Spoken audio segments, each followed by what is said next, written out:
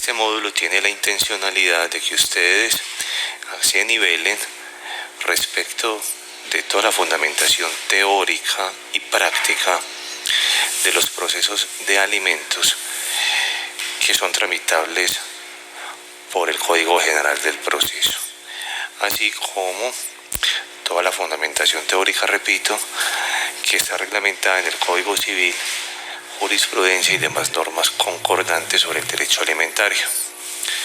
Les habla Juan Camilo Sierra Vázquez, docente y asesor. Mis direcciones las encuentran en lo que les acabo de señalar, www.camilosierra.web9.es y sierrajuancamilo@hotmail.com, para responder entonces a cualquier inquietud que durante las lecciones se les vaya a ustedes presentando. Es importante mencionar que este módulo audiovisual está dividido básicamente en 5 secciones. Las primeras de ellas, las primeras 2, serán unas secciones eminentemente teóricas que nos hablarán básicamente sobre los siguientes puntos: el concepto del derecho de alimentos, la reglamentación y protección que éste tiene dentro de los diferentes estamentos jurídicos, verbigracia, Código Civil, Código Penal inclusive, jurisprudencia de la Corte Constitucional en sentencias de constitucionalidad, e incluso veremos una protección a nivel internacional que se refiere a la Convención Interamericana sobre Obligaciones Alimentarias suscrita en Montevideo. Las demás lecciones serán unas lecciones, digámoslo, teórico-prácticas. La lección 3 será sobre el requisito de producibilidad que hay que cumplir para el trámite de fijación de cuota alimentaria y conexos. Cuando hablo de conexos, hago referencia al trámite también de aumento de cuota alimentaria, disminución de cuota alimentaria, exoneración de alimentos, y también se podría hablar del proceso o trámite de ofrecimiento de cuota alimentaria. ¿Por qué razón? Porque se establece que es necesario, antes de acudir a un juez de familia para la fijación de la cuota alimentaria, que se intente previamente la conciliación.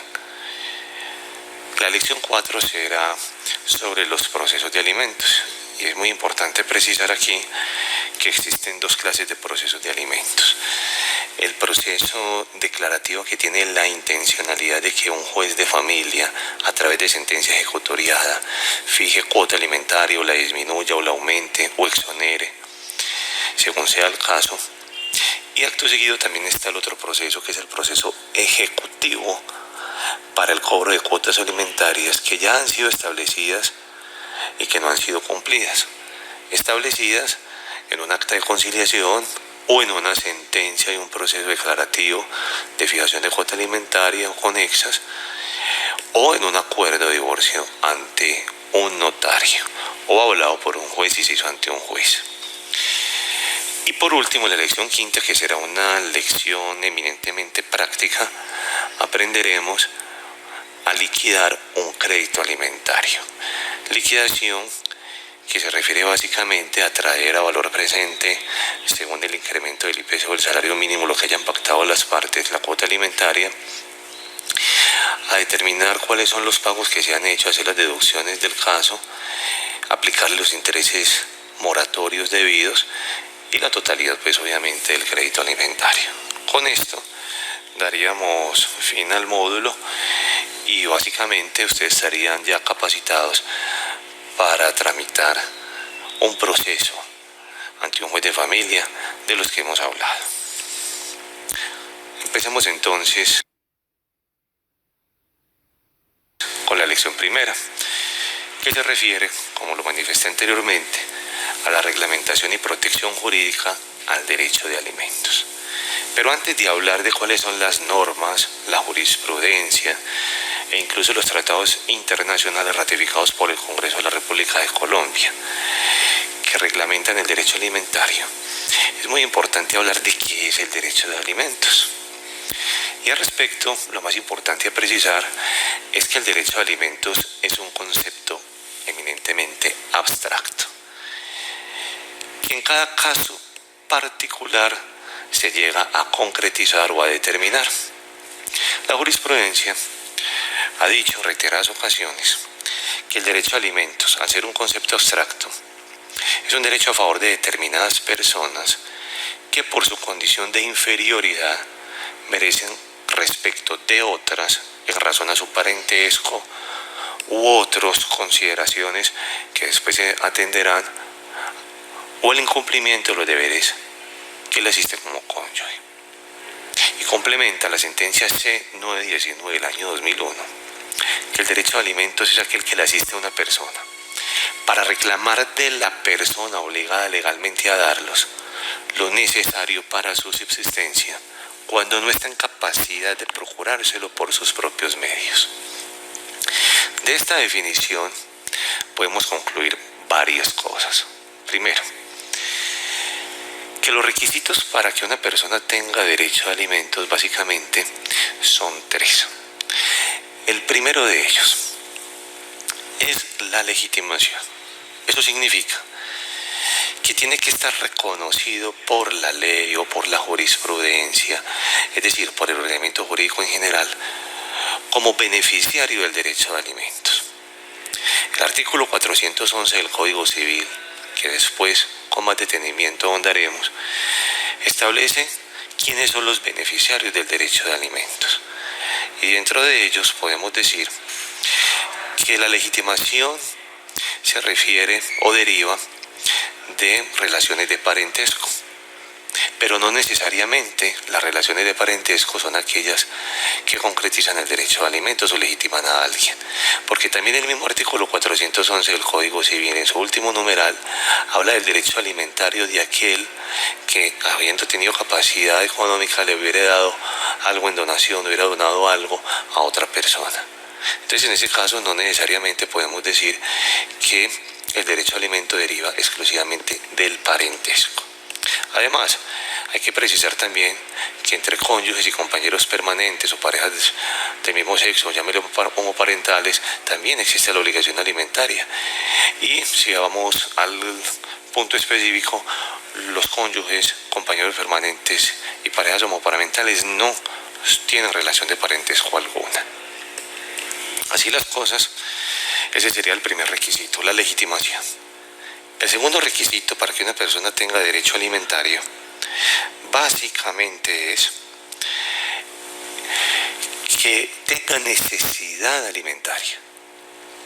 Puede que un niño perfectamente tenga derecho de sus padres a que le brinden alimentos, pero si ese niño, por ejemplo, ha recibido de su abuelo, de un tío, de cualquier otra persona donación cuantiosa, en este caso podríamos decir que el menor técnicamente no necesita de sus padres suministrar alimentos.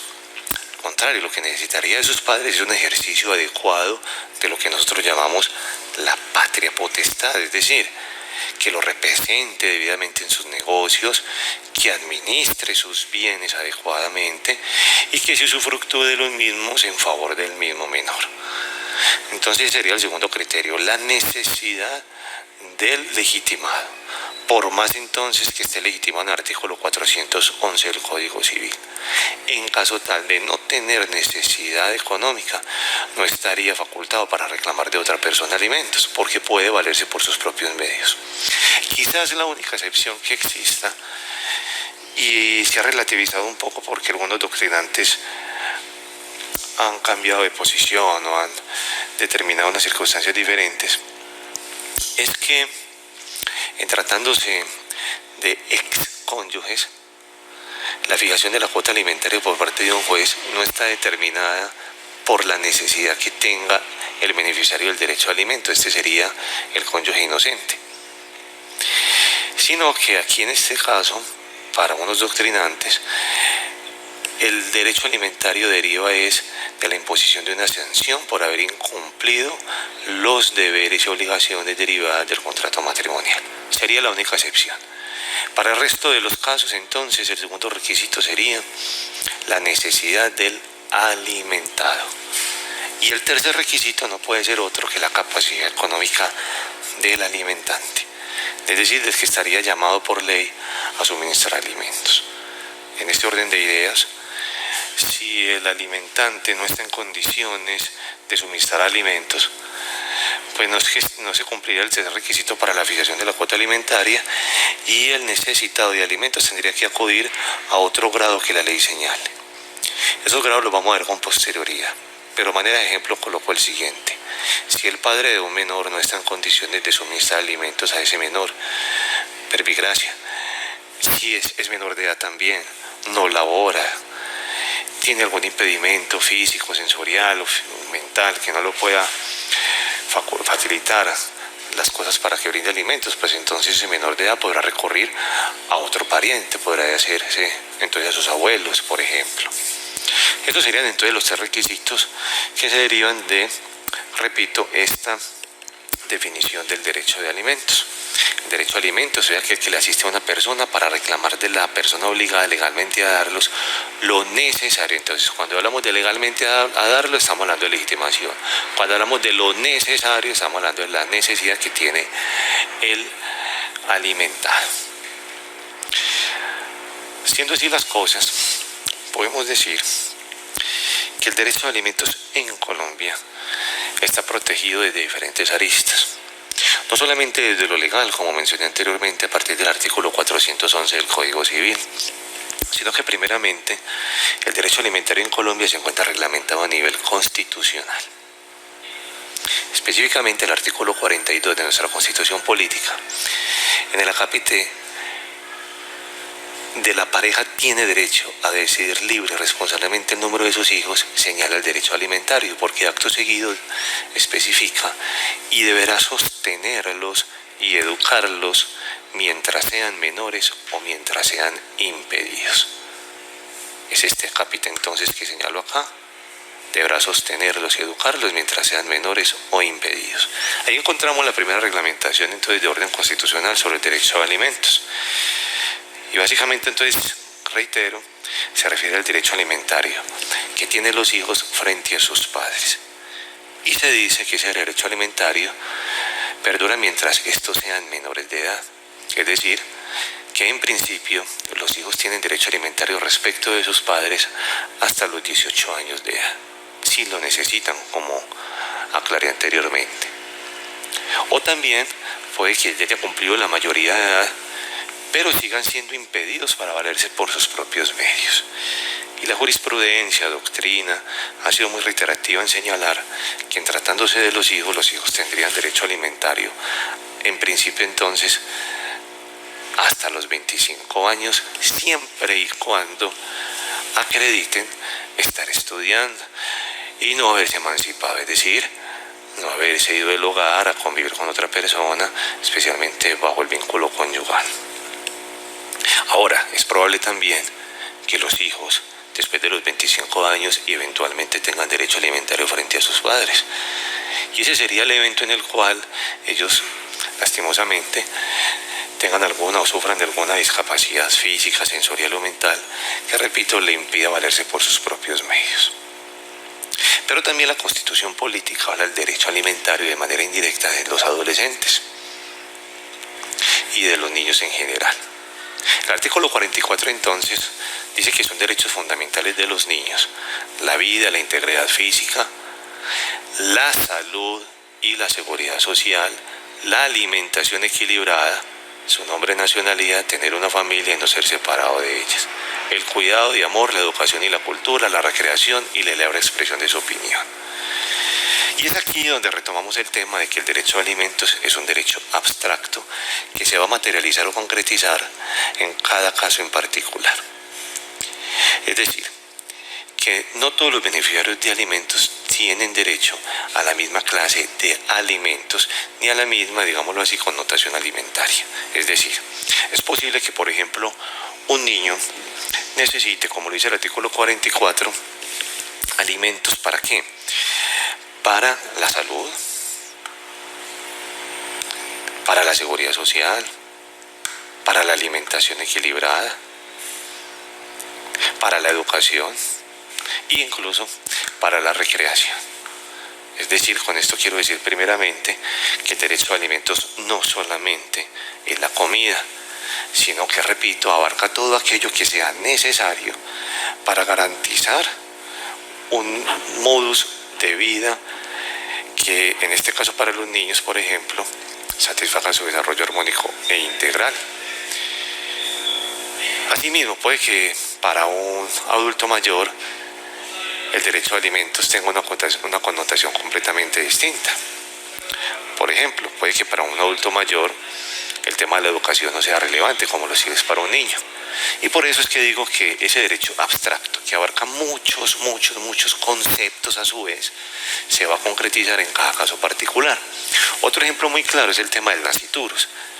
En la ley 1098 del año 2006, artículo 111 específicamente, se habla legalmente del derecho alimentario del nasciturus. Pero si vamos a ver entonces la diferencia o cómo se concretiza el derecho de alimentos en un menor de edad, niño por ejemplo, niña, adolescente, a un nasciturus, pues podemos decir exactamente lo mismo. Un nasciturus por el momento no necesitaría, digámoslo así, vestuario, como si lo necesita un niño. El tema de la educación no la necesitaría, como si la necesita un niño. Ahora, hay un caso donde sí compaginarían, que es el tema, por ejemplo, de la salud, de la seguridad social a través de su madre, de la alimentación obviamente a través de su madre, en fin. Entonces, sí es importante hacer esa precisión, que al ser un derecho abstracto, cada caso en particular nos va a determinar con certeza qué es aquello que va a necesitar para su desarrollo. Mayor, adulto o adulto mayor necesitar unas cosas, el menor de edad necesitar otras cosas, el mayor de edad que no cumplió 25 años y está estudiando necesitar otras cosas completamente distintas. Y en cada caso particular hablaríamos entonces de aquello necesario para el alimentado. Y por último, a nivel inconstitucional, encontramos el artículo 45 de nuestra Carta Política, que dice que el adolescente tiene derecho a la protección, a la formación integral. ¿Y cómo sabemos quién es adolescente? Pues simplemente remitiéndonos al articulado de la ley 1098 del año 2006, aquella persona que llega hasta los 18 años de edad, mayor de 12 años. Entonces, a nivel constitucional, repito, está reglamentado claramente cuáles son los beneficiarios del derecho a alimentos, que serían los hijos menores de edad y adolescentes.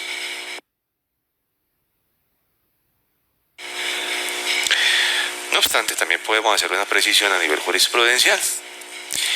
La Corte Constitucional, a través de varias sentencias de constitucionalidad, ha precisado otros beneficiarios del derecho alimentario. Y por lo tanto podemos concluir entonces que existe una protección jurisprudencial adicional a la legal y a la constitucional. Existen en Colombia hasta el momento dos sentencias muy importantes de la Honorable Corte Constitucional que hablan del derecho alimentario. Me estoy refiriendo a la sentencia C-1033 del año 2002 y a la sentencia C-029 del año 2009. La sentencia C-1033 del año 2002 es una sentencia que declara la condicionalidad,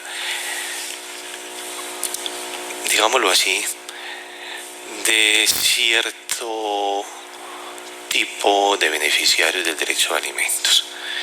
Específicamente, declara exequible el artículo primero, el artículo 411, el numeral primero del artículo del Código Civil, que le otorga derechos exclusivamente a los cónyuges.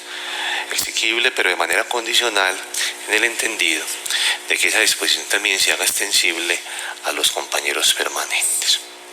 Es decir, algún ciudadano en particular, alrededor del año 2002 aproximadamente, interpuso una demanda de inconstitucionalidad ante la Corte Constitucional, solicitándole que declarara inexequible el numeral primero del artículo 411 del Código Civil, indicándole que ese artículo viola derecho igualitario a quienes formaban una familia bajo la figura de la unión marital de hecho. ¿Por qué el artículo 411 numeral primero, porque ese numeral primero, repito, solamente le daba derecho alimentario a los que fueran cónyuges.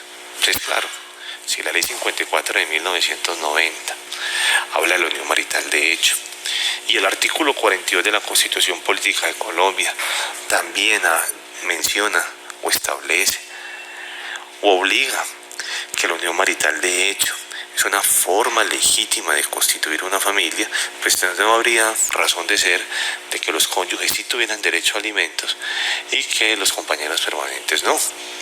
O en otras palabras, que existiera un trato diferenciado en la familia formada por el vínculo conyugal o por el vínculo marital. De la Corte, después de un análisis exhaustivo del tema, estableció que en efecto, en cierto sentido, le existía razón al demandante, porque, digámoslo así, no había lugar a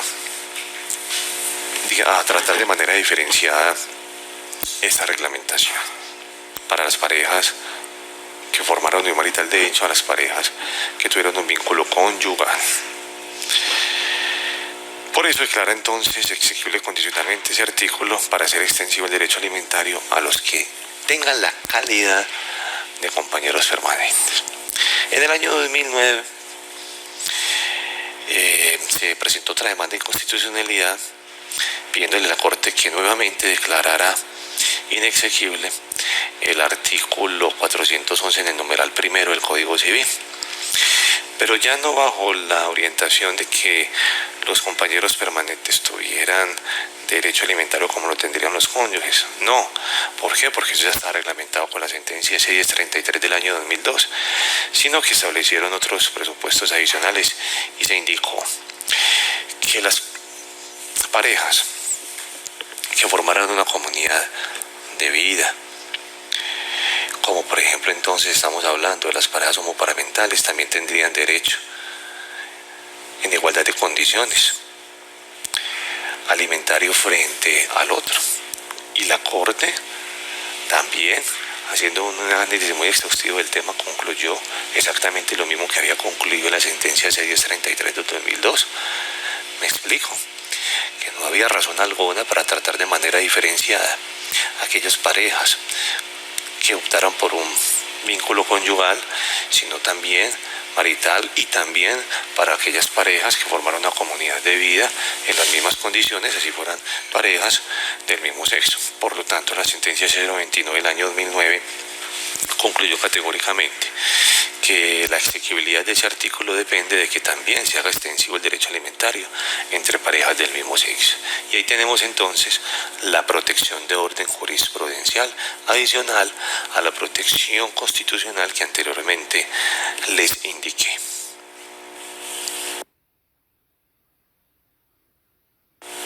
También tenemos una protección y reglamentación de orden legal. Es decir, voy a traer a colación cuáles son las disposiciones de orden legal que de una manera u otra, directa o indirecta, se refieren al derecho alimentario en Colombia. Y lo primero sí hay que acotar es el tema del Código Civil. El Código Civil, en el título 21, cuando habla de los alimentos que se deben por ley a ciertas personas, a partir del artículo 411 empieza a desplegar todo el derecho alimentario en Colombia. El artículo 411 habla de los titulares del derecho a alimentos. El 412 de las reglas de prestación de alimentos. 413 y 414 desprenden las clases de derecho de alimentos y específicamente habla de los alimentos congruos que con posterioridad vamos a analizar. El 415 de la capacidad para recibir alimentos. 416 orden de prelación de derechos de alimento, es decir, a quien hay que acudir primeramente cuando se quiera reclamar o percibir alimentos. Y el 417, 418 básicamente nos habla del orden público en materia de alimentos. 420 monto de la obligación alimentaria, 421 momento desde que se dé el alimento y 422 duración de la obligación alimentaria, es decir, hasta cuándo llegaría el derecho a alimentos. 423 forma y cuantía de la prestación alimentaria y el 424, 425, 426 también del Código Civil nos complementan el tema del orden público en los alimentos que hablaba anteriormente el 416 y 417. Básicamente entonces, de manera directa, el derecho alimentario en Colombia en el Código Civil está reglamentado en ese título 21, artículos 411, repito, hasta el 427. No obstante, también hay que precisar que hay otras disposiciones del Código Civil que de manera indirecta hablan del derecho alimentario en Colombia. Por ejemplo, es importante precisar que de manera indirecta está reglamentado cuando se habla de las causales de divorcio y separación de cuerpos, reglamentadas por el artículo 154 del mismo código. Ese artículo 154 dice cuáles son las causales de divorcio y el numeral 2 establece el grave e injustificado incumplimiento por parte de algunos de los cónyuges de los deberes que la ley les impone como tales y también como padres. Entonces ahí está ya el derecho alimentario. Me explico de la siguiente manera. Si el padre entonces, que está obligado a suministrar alimentos a su hijo, no lo suministra, en virtud del artículo 154, numeral segundo, está incurriendo en una causal de divorcio. Por lo tanto, eso legitima al otro cónyuge para demandar el divorcio o cesación de efectos civiles de su matrimonio religioso. De igual manera, de manera indirecta, está reglamentado el derecho alimentario con el tema de la pérdida de la patria potestad. El artículo 315 del Código Civil establece lo siguiente: la emancipación judicial se efectúa por decreto del juez cuando los padres que ejerzan la patria potestad incurren en alguna de las siguientes causales, y el numeral segundo dice, por haber abandonado al hijo. Eso quiere decir que aquí el padre entonces que no suministra alimentos al hijo e incurre en un abandono al mismo, está incurriendo a su vez entonces una de las causales de pérdida de la patria potestad. Entonces mire, nótese que aquí el derecho alimentario no está siendo reglamentado de manera directa, como lo hace el artículo 411 y siguientes, sino de manera indirecta, como, digámoslo así, sanciones que se imponen ante el incumplimiento a ese deber de suministrar alimentos. Pero el Código Civil no es la única reglamentación de orden legal que, digámoslo así, abarca el derecho alimentario.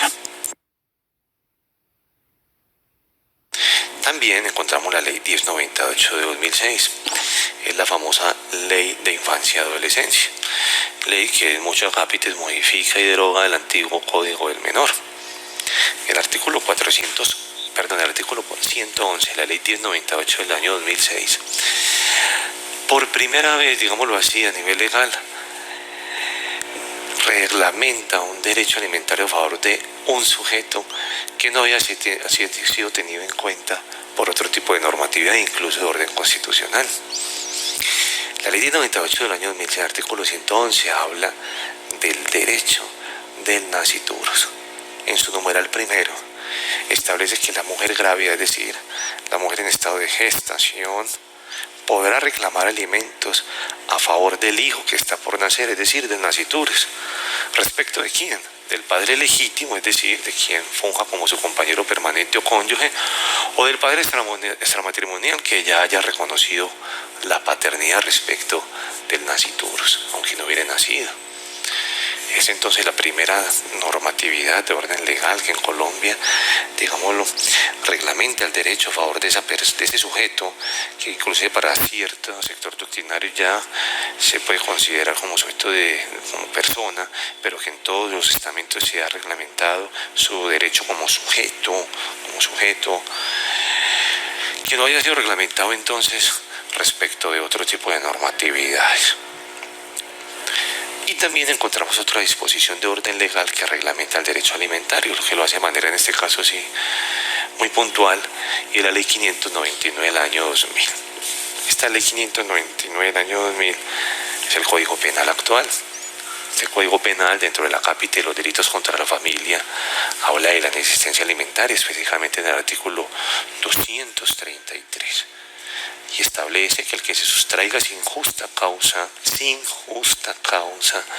a la prestación de alimentos legalmente debidos a sus ascendientes, descendientes, adoptantes o adoptivo, cónyuge, incurrirá en prisión de 1 a 3 años y multa de 10 a 20 salarios mínimos legales mensuales vigentes. Asimismo, obviamente, establece que la pena de prisión será de 2 a 4 años y una multa de 15 a 25 salarios mínimos cuando la inexistencia alimentaria se cometa contra un menor de 14 años. Eso sería entonces una circunstancia de agravación punitiva. El Código Penal entonces nos ratifica de manera intrínseca cuáles son esos requisitos para reclamar de otra persona alimentos. Específicamente me ataño al tema donde dice el que se sustraiga sin justa causa. Y ese sería entonces, o hablaría del tercer requisito para recibir alimentos, es decir, hablaría de esa capacidad económica que tenga el alimentante. Por lo tanto, podemos decir que el delito de la indecencia alimentaria no es un delito de ejecución instantánea, inmediata, objetivo, sino que hay que examinar en cada caso en particular si el que se sustrajo a suministrar alimentos lo hizo con o sin justa causa. Puede ser una persona que está desempleada y no tiene capacidad económica siquiera inclusive para valerse por sus propios medios. En ese caso entonces no podríamos penalizarlo así de simple por el delito de indecencia alimentaria. O puede tener modo, pero en este momento no tendrá la posibilidad de hacerlo. Por ejemplo, una persona que tiene los recursos económicos ha sido secuestrada. Es una persona que en ese caso en particular no tiene la posibilidad física en estos momentos de suministrar el tipo de alimentos que necesita su hijo, su hija, en fin, es legitimado reclamarlos.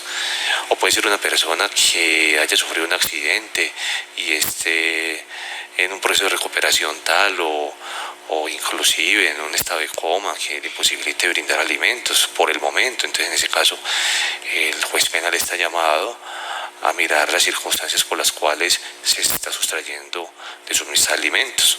Ahora bien, si es una persona que tiene capacidad plena de suministrar alimentos, física, económica, en fin, y no lo sustrae, pues ahí sí podríamos eventualmente preguntar que no hay una justa causa y sí sería objeto del delito de inasistencia alimentaria.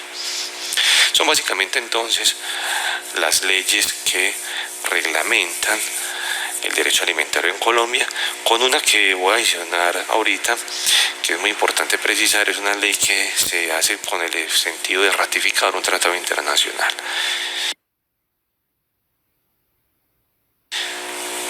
Estoy hablando entonces de una protección internacional que existe y que hace parte del bloque de constitucionalidad respecto al derecho alimentario. En el año 1989, unos estados se reunieron y aprobaron una convención que se llama la Convención Interamericana sobre Obligaciones Alimentarias. Eso se hizo en la ciudad de Montevideo, Uruguay. Esta convención tiene por objeto la determinación del derecho aplicable a las obligaciones alimentarias, así como la competencia y especialmente la cooperación procesal internacional cuando el acreedor de alimentos tenga su domicilio o residencia habitual en un estado parte y el deudor de alimentos tenga su domicilio o residencia habitual, bienes o ingresos en otro estado parte. Explico cómo se está generando una situación muy problemática antes de esta convención. El que, por ejemplo, tenía la obligación de suministrar alimentos con la intencionalidad de evadirlos, muchas veces lo que hacía era irse al exterior. Conseguía empleo en el exterior y como no existía esa convención de cooperación internacional, pues básicamente el beneficiario de alimentos quedaba, digámoslo así, marginado y no tendría derecho a reclamarlo procesalmente en el otro estado parte. O era posible que siguiera viviendo el alimentante en Colombia, pero ¿qué hacía el alimentante? Invertía en el exterior. Entonces también al momento de ejecutar una obligación alimentaria, a través de una figura, por ejemplo, el embargo, le era imposible al alimentado perseguir los bienes de ese deudor en el exterior. Gracias entonces a esta Convención Interamericana sobre Obligaciones Alimentarias, la cooperación internacional entre los estados nos indica, palabras más, palabras menos, que un legitimado para recibir alimentos puede perseguir los bienes y salarios del obligado a suministrárselos en el exterior. Y aquí es donde nosotros empezamos a hablar de la extraterritorialidad de la norma. ¿Cómo es posible entonces que se pueda practicar un embargo judicial de salario o de bienes muebles o secuestro, en fin, de bienes inmuebles, lo que sea, en el exterior? Sí se puede dar gracias a esta convención. Como esto es un tratado internacional, Ese tratado tuvo que haber sido puesto en conocimiento del Congreso de la República para que lo ratificara y así hiciera parte integrante de nuestra Constitución política. Y en efecto, el Congreso de la República, en el año 1998, expide la Ley 449. En agosto de ese año entonces, esa ley aprueba la Convención Interamericana sobre Ligaciones Alimentarias.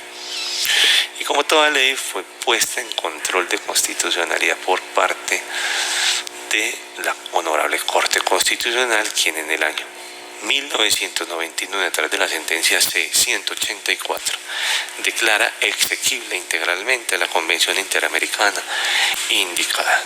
Con esto podemos decir que esa protección internacional que se le da al derecho alimentario para perseguir los bienes del deudor alimentario en otro país hace parte integrante de nuestro ordenamiento jurídico colombiano.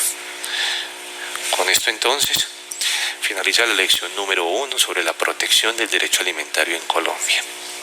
Recuerdo, hago una síntesis nuevamente.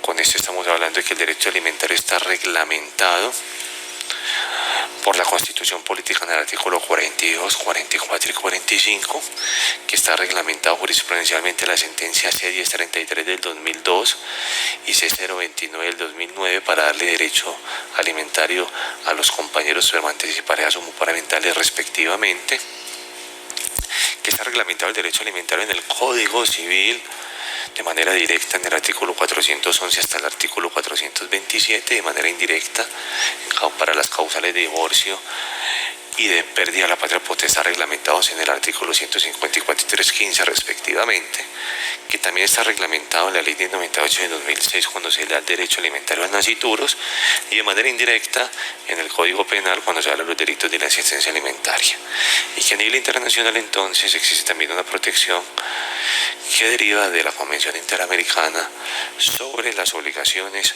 alimentarias.